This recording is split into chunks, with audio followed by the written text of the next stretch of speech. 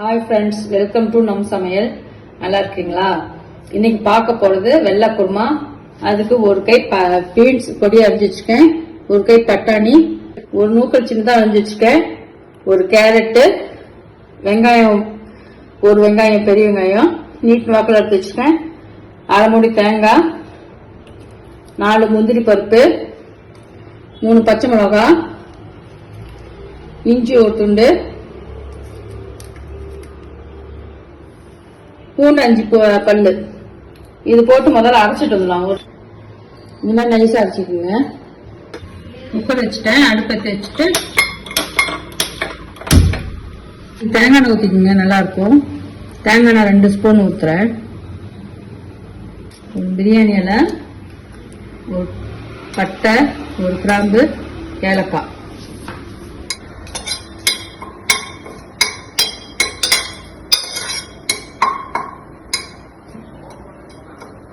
வெங்காயத்தை போடுற, ஒரு வெங்காயம் நீட்டமா இருந்தது, கொஞ்சம் கருவேப்பிலை, நல்லா கலவுங்க. தேங்காய் ஊற்றி செஞ்சால் கொஞ்சம் டேஸ்டா இருக்கும். நல்லா வணங்கிச்சு. இப்போ காயெல்லாம் போடுறேன்.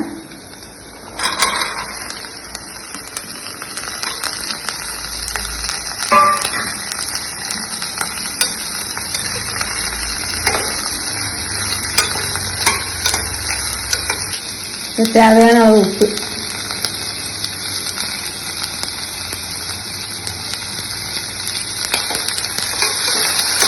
நல்லா கலருங்க.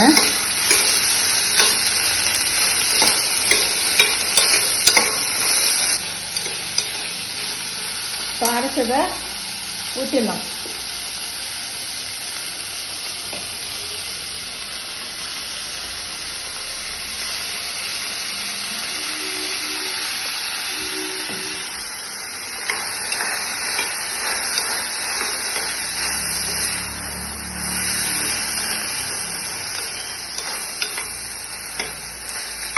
அடுப்பை மீடியமாக வச்சுருங்க.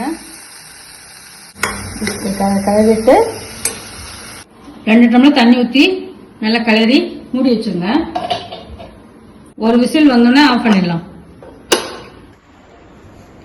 விசில் அடங்கிடுச்சு, திறந்து பார்க்கலாம்.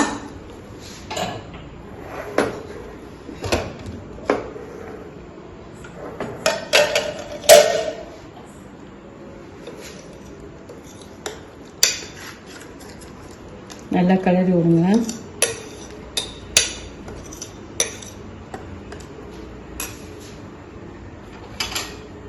அடுப்பை வச்சு ஒரு கொதி விடலாம்.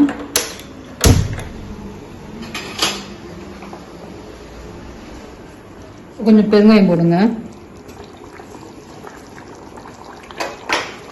கடைசியா இறக்கும் போது பெருங்காயம் போட்டா சூப்பரா வாசமா இருக்கும். இப்ப உப்பு காரம் பார்த்துட்டு இறக்கலாம்.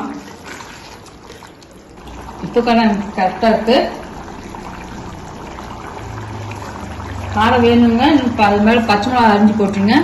கொத்தமல்லி தழை போட்டு எலுமிச்சம்பழம் 2 சொட்டு. அடுப்பை ஆஃப் பண்ணிடுங்க. எலுமிச்சம்பழம் ஜூஸ் போட்டு கொதிக்க கூடாது, கொதிச்சா கசப்பு வந்துடும். வெள்ளை குருமா ரெடி ஆயிடுச்சு. இந்த வீட்டில் செஞ்சு பாருங்க.